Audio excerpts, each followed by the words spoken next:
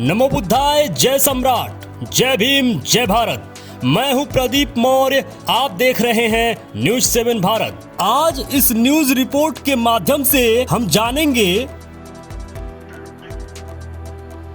बुद्ध धम्म का मैल मात्र है पाखंडियों का नया नवेला धर्म। मैं फिर से कहता हूं, बुद्ध धम्म का मैल मात्र है पाखंडियों का नया नवेला धर्म। कैसे?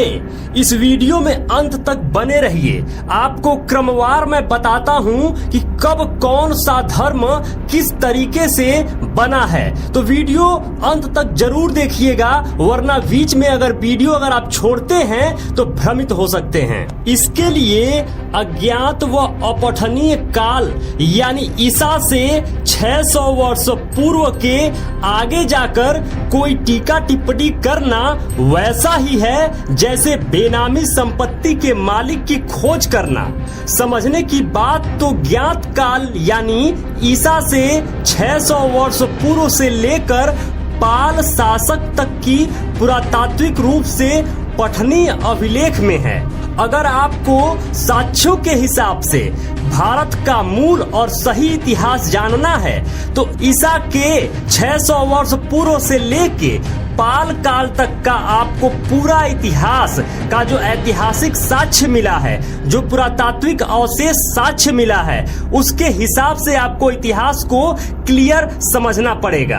आखिर इस बीच में हिंदू से संबंधित किसी शासक द्वारा लिखित अभिलेख क्यों नहीं मिलता है? जो मिलता है वह इस प्रकार है।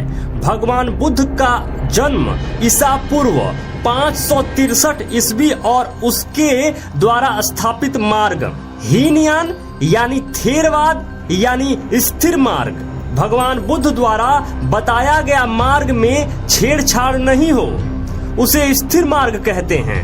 भारत में स्थिर मार्ग 200 से 300 वर्षों तक ही अच्छे ढंग से फल फूल पाया। उस थेरवाद में ईस्वी सन के आसपास रचनात्मक सुधार किया गया जिसे महायान कहा गया। महायान लगभग 1000 वर्षों तक रहा। इसी वजह से एशियन महाद्वीप के लगभग सभी देश में महायान मार्ग जा पहुंचा।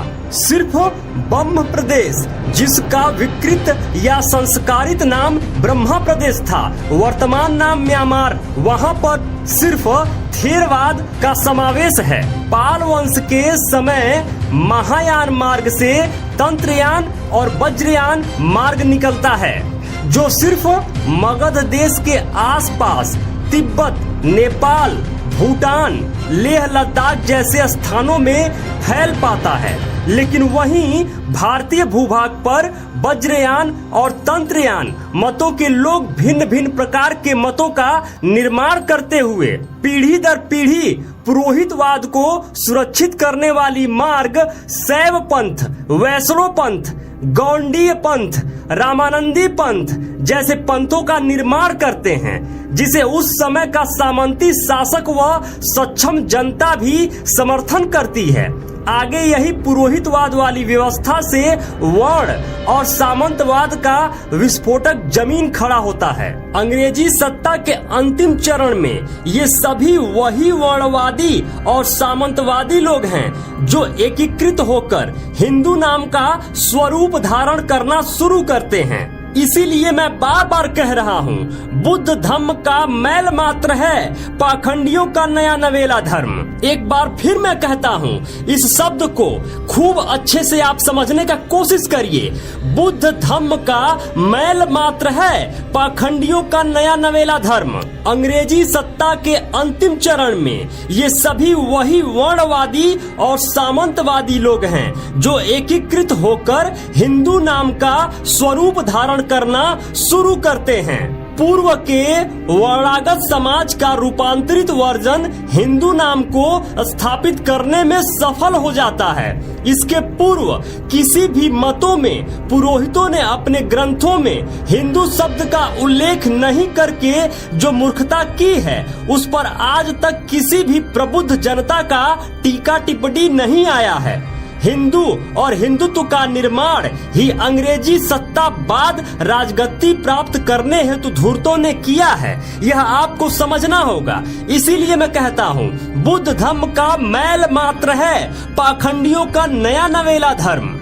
और अगर आप इस नए नवेले धर्म और जो लोग कहते हैं कि हम सनातनी हैं, अगर इस विषय पे अगर आप पूरा विश्लेषण देखना चाहते हैं, पूरी रिपोर्ट देखना चाहते हैं कि हिंदू धर्म किसे कहते हैं और सनातन धर्म कब कहां कैसे बना और यह शब्द कब कहां किसने सबसे पहले प्रयोग किया, तो स्क्रीन पर थंबनेल लगा हुआ है, यह थंबनेल जरूर जाकर देखें, जिससे आप पूरी तरीके से क्लियर हो पाएंगे कि हिंदू धर्म या हिंदू नाम कब कैसे कहां प्रयोग किया गया और सनातन शब्द कहां से कैसे लिया गया है। तो स्क्रीन पे लगा हुआ ये थंबनेल वाला वीडियो आप जरूर जाकर देखें। मेरे मित्रों, यदि आप चाहते हैं कि हम और हमारी टीम इसी तरीके से रिसर्च करते रहें, इसी तरीके से आपके लिए कंटेंट बनाती रहें, तो प्लीज निवेदन है, डोनेशन जरूर करें। स्कैनर स्क्रीन पर लगा हुआ है, स्कैन करके डोनेशन जरूर करें। और मेरे मित्रों, समाज में पूछा जाने वाला सबसे बड़ा सवाल बुद्ध धर्म को लेकर कि बुद्ध जब बुद्धत्व प्राप्त किए तब वह बुद्ध बने ना, तो बुद्ध से पहले बुद्ध किस धर्म को मानते थे। बहुत सारे लोग कमेंट में आकर कमेंट लिखते हैं कमेंट बॉक्स में कि बुद्ध बनने से पहले शंकर की पूजा करते थे, राम की पूजा करते थे, काली माई की पूजा करते थे।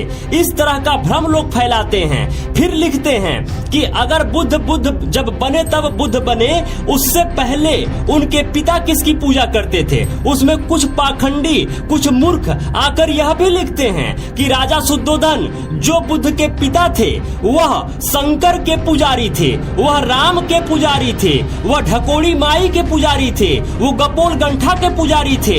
इस तरह का भ्रम फैलाते हुए यह लोग थकते नहीं।